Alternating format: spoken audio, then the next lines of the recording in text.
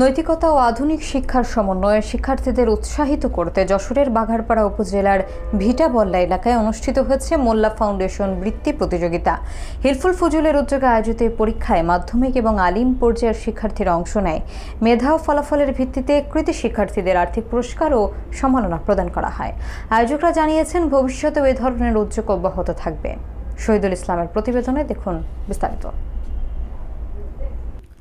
নৈতিক ও আধুনিক শিক্ষা বিস্তারের লক্ষ্যে যশোরের বাঘারপাড়া উপজেলার ভিটাবল্লা এলাকায় ব্যতিক্রম ধর্মী আয়োজন হিসেবে প্রথম মোল্লা ফাউন্ডেশন বৃত্তি পরীক্ষা অনুষ্ঠিত হয়েছে। হিলফুল ফুজুলের আয়োজনে গত 14 জানুয়ারি এই বৃত্তি পরীক্ষা সম্পন্ন হয়।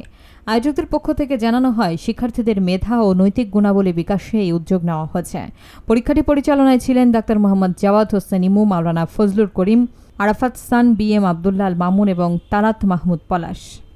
মূল্যায়নের পর মেধা ও ফলাফলের ভিত্তিতে প্রথম 10 জন শিক্ষার্থীকে নির্বাচিত করা হয়। পুরস্কার হিসেবে প্রথম স্থান অধিকারীকে নগদ 10,000 টাকা, দ্বিতীয় স্থান অধিকারীকে 5,000 টাকা এবং তৃতীয় স্থান অধিকারীকে 3,000 টাকা প্রদান করা হয়।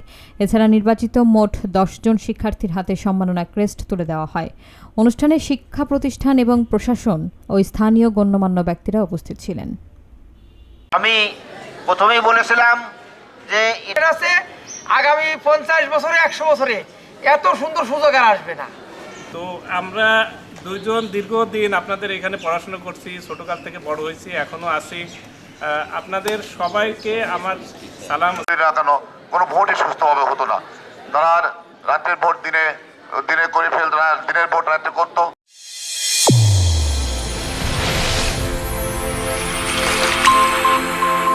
চ্যানেল A1 হৃদয়ের স্পন্দন।